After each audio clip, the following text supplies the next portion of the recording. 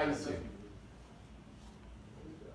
L'histoire est une enseignante et c'est en cette qualité qu'elle convoque aujourd'hui le peuple haïtien autour de cette date du 7 février qui rappelle la fin de la dictature des Duvaliers, un événement majeur qui aura marqué à jamais la vie politique de notre République.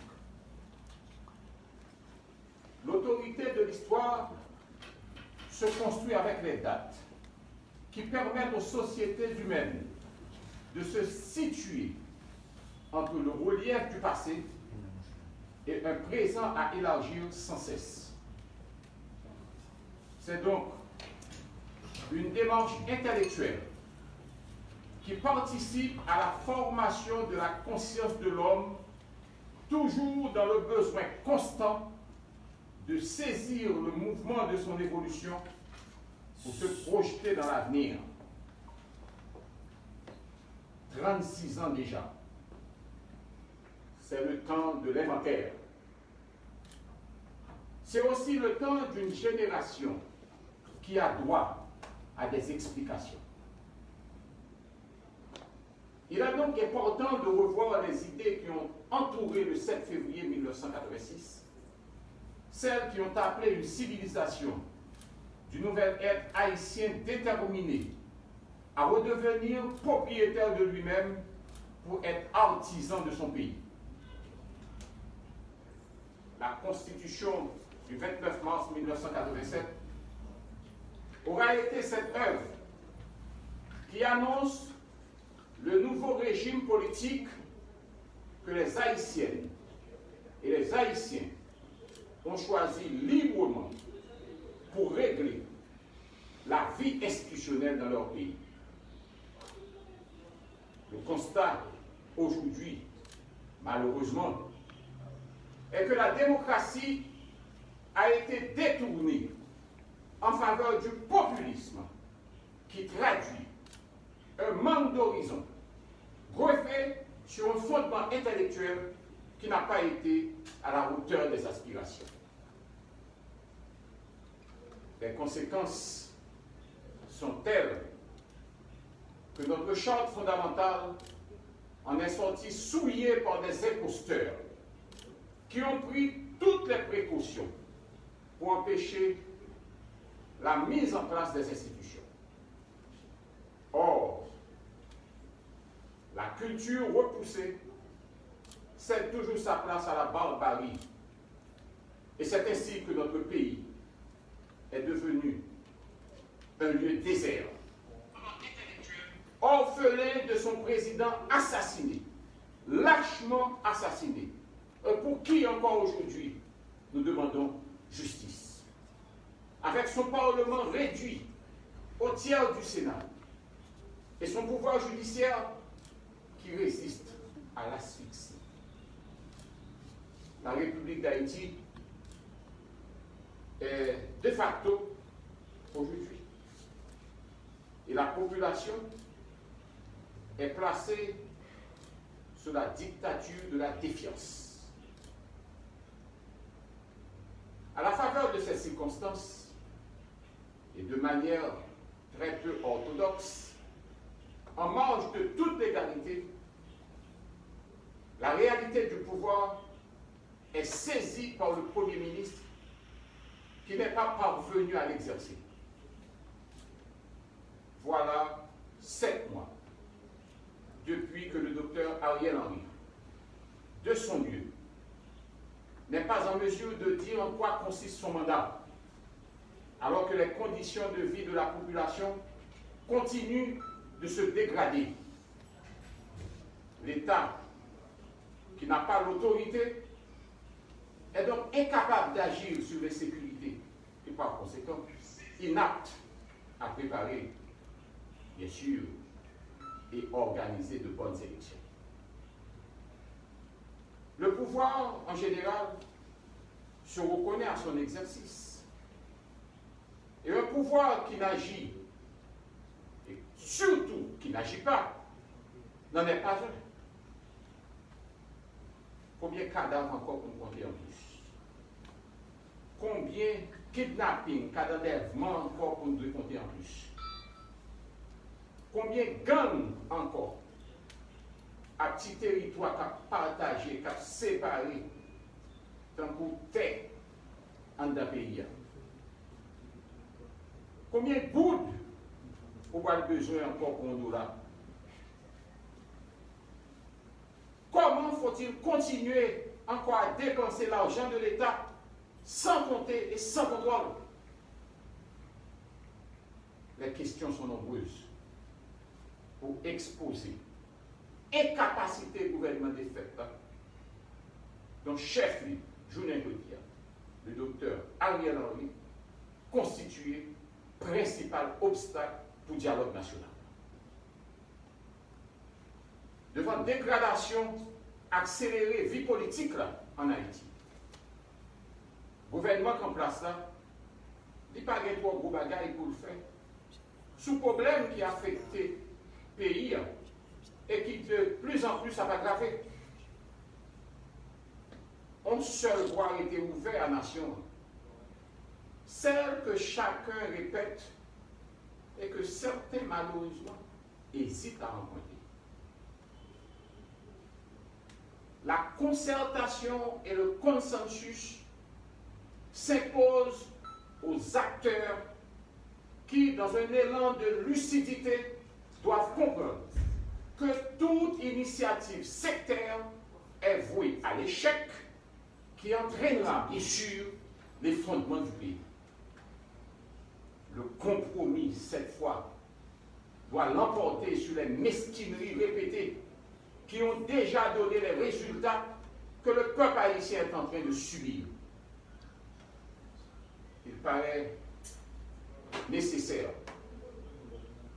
de retracer l'histoire de ces 36 dernières années pour évaluer la gestion du pays avec les désordres de la mauvaise gouvernance, voir comment elle a été faite et au regard de notre présent, convenir de la nécessité, je dis bien, de la nécessité d'une rupture qui ouvre sur la modernité. Le Sénat de la République, que je préside, affirme son engagement dans cette voie de la rupture et elle a décidé activement d'entreprendre avec les autres le chantier du consensus. Le Sénat annonce pour la fin de cette semaine la tenue d'une grande réunion des différents pôles de la société, tout en souhaitant vivement la participation du Premier ministre Ariel Henry, que nous avons invité officiellement. Il n'est pas trop bonheur pour nous voyer beaucoup de compliments à tout secteur qui ont même souhaité les bons offices du Sénat. On beaucoup de compliments à l'évêque, l'Église catholique, en pile leader moral, en pile leader politique, qui croient que eux-mêmes, c'est seulement le consensus qui est capable de mener nous sur la voie de libération que nous avons souhaité pour le pays. La détérioration de notre société haïtienne est manifeste pour exiger le consensus au lieu de la confrontation stupide. Et je dis bien stupide. Le Sénat réitère sa position ferme qui constatait jeudi à même, à minuit, fin service Premier ministre de fête là, que le tabac a payé.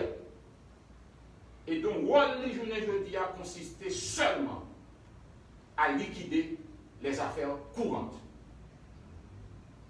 En ce sens, nous avons demandé au Premier ministre pour ne pas outrepasser limite que la loi à la constitution pays en Bali par rapport à nouveau statut que le gagne aujourd'hui. Et surtout, pour ne pas aller au-delà de compétences pour engager l'État plus loin, côté l'État de côté. Je ne m'entends pas là.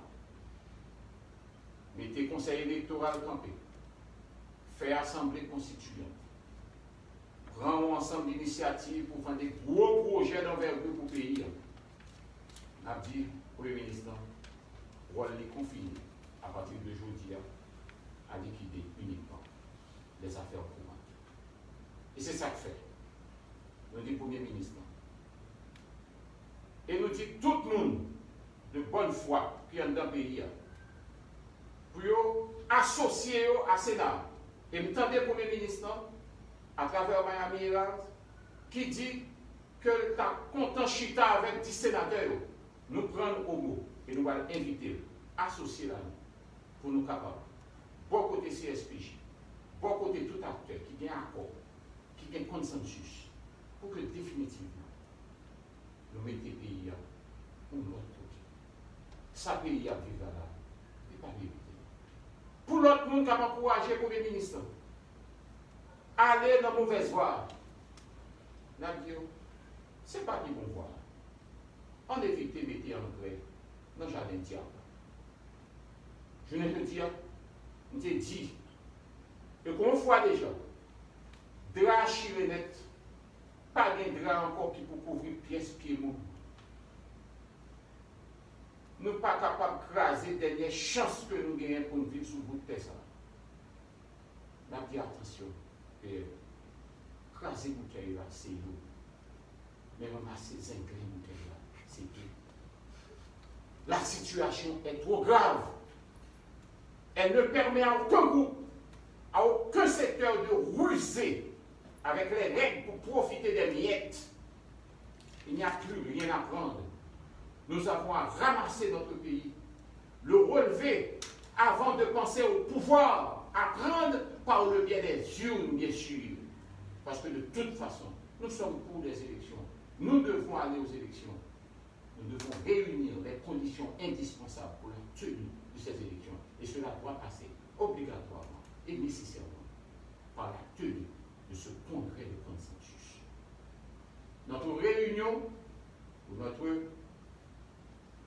congrès de consensus, se propose d'avoir autour de la table les différentes tendances, les différents secteurs de la vie nationale pour dégager un consensus, le consensus vrai, le consensus véritable, qui met un terme à la crise haïtienne, qui nous déshonore et nous affaiblit.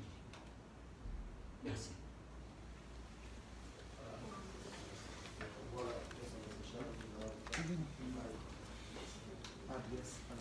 Voilà, c'était adresse à la nation, président Sénat, sénateur Joseph Lambert, dans la résidence privée. Eh bien, on te choque comme fan LTVO. Merci qui t'a fait vivre, adresse à la nation, sénateur Joseph Lambert.